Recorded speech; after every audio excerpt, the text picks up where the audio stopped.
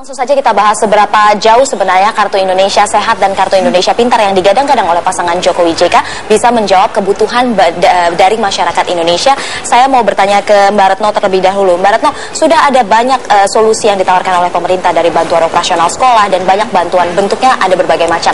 Tapi sepertinya masih banyak juga potret pendidikan Indonesia yang masih kurang.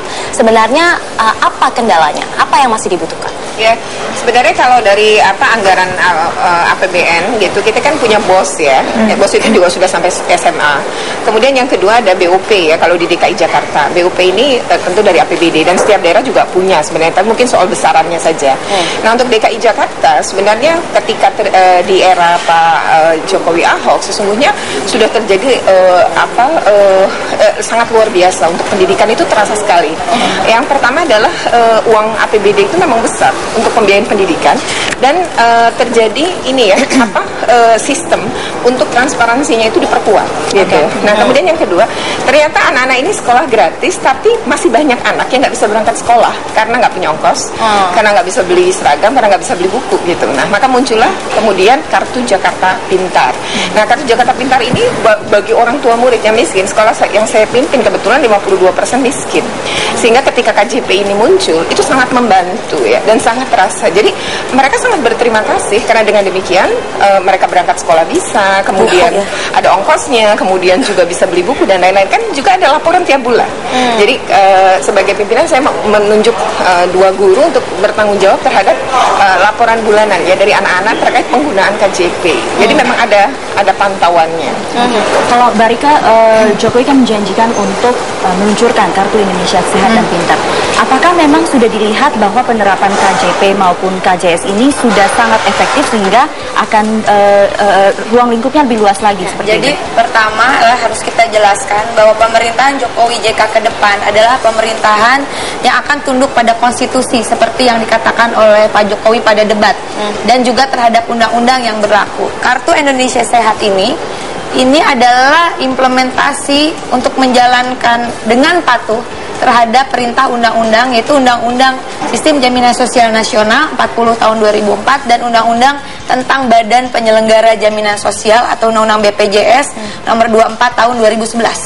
Nah, jadi kalau ada yang mengatakan nanti tumpang tindih antara KIS dengan JKN, yang dengan BPJS. BPJS itu badan penyelenggaranya. Di Kartu Jakarta Sehat sama, penyelenggaranya juga BPJS ya.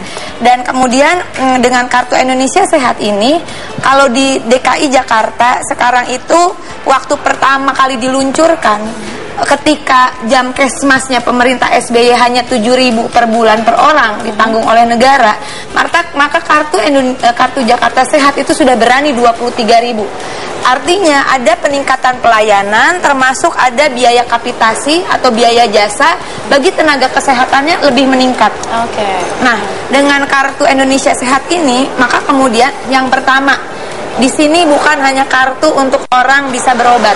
Di sini ada sistem yang disebut Sistem Jaminan Sosial Nasional yang mensyaratkan beberapa hal. Pertama adalah pendataan penduduk.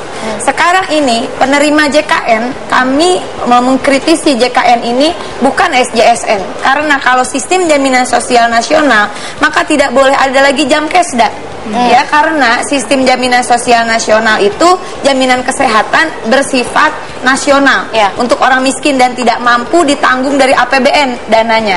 Kalau ada Jamkesda yang sekarang yang untuk jaminan kesehatan sosial dibebankan pada APBD, maka kalau rakyat sakit ya Mbak harus pulang ke kampungnya sendiri. Tapi kalau dengan Kartu Indonesia Sehat, rakyat dimanapun sakit selama di wilayah NKRI dia bisa menggunakan kartu ini. Ya, Kartu Indonesia Sehat, nggak perlu pulang kampung. Pos pembiayaannya gimana? Nah, sebelum pos pembiayaan ada hal yang penting.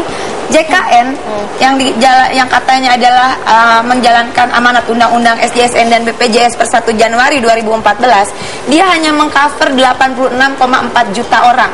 Kami tidak tahu gimana cara ngitungnya, karena kenyataannya orang miskin lebih dari itu. Maka dengan Kartu Indonesia Sehat, pendataan penduduk miskin dan tidak mampu akan dibongkar. dilakukan pengulangan data. Kriterianya beda. Dengan kriteria yang berbeda. Kalau pemerintahan yang ada sekarang ini pakai 14 variabel kemiskinan. Lantainya semen atau bukan, punya motor atau enggak. Kalau punya motor dibilang kaya, nggak dapat nih kartu. Ya, karena padahal motornya boleh kredit, dipakai buat ngojek, belum tentu bisa bayar cicilan. Belum tentu balik modal ya. Oke. Jadi akan berbeda. Nah, perbedaannya adalah definisinya. Siapakah yang berhak mendapatkan kartu Indonesia Sehat dan kartu Indonesia Pintar? Adalah setiap orang, hubungkan dong dengan penghasilan per bulan. Siapa saja setiap orang yang penghasilannya sama dengan atau lebih kecil dari upah minimum kota kabupaten, maka dia otomatis mendapatkan kartu Indonesia Sehat dan kartu Indonesia Pintar. Jadi termasuk guru-guru honorer, ya, guru-guru honorer, guru bantu, termasuk juga tenaga kesehatan, bidan, perawat, yang PTT, yang honorer dan sukarelawan itu juga akan mendapatkan ini, gitu. Nah, berapa jumlahnya? Kalau menurut ini data pemerintah juga, dari daya beli masyarakat yang di bawah 500.000 per bulan, maka sesungguhnya ada kurang lebih 121 juta orang yang harus mendapatkan kartu Indonesia Sehat dan kartu Indonesia Pintar. Tapi kalau kita pakai acuan, yaitu setiap orang yang tidak memiliki upah tetap, plus keluarganya, plus lansia, ya, seluruh lansia seluruh Indonesia yang sekarang di panti sosial ini dihapus oleh pemerintah yang ada sekarang. Karena saya komisi kesehatan, saya protes, kok dihapus yang di panti-panti sosial? Maka jumlahnya ada 160 juta orang. Butuh berapa triliun pertanyaannya? Nah itu, nanti kita akan bahas lebih jauh ini pembiayaannya dari mana, posnya dari mana, apakah cukup uang negara gitu. Nah saya juga ingin nanti bertanya ke Mbak Retno, selama ini kartu Jakarta Pintar ini sudah tepat sasaran atau belum? Apakah kemudian jika ada masalah ini akan terjadi juga di penerapan kartu Indonesia Pintar gitu ya? Ya baik, kita akan lanjutkan perbincangan ini usai pariwara, tetap di Kizaben Show.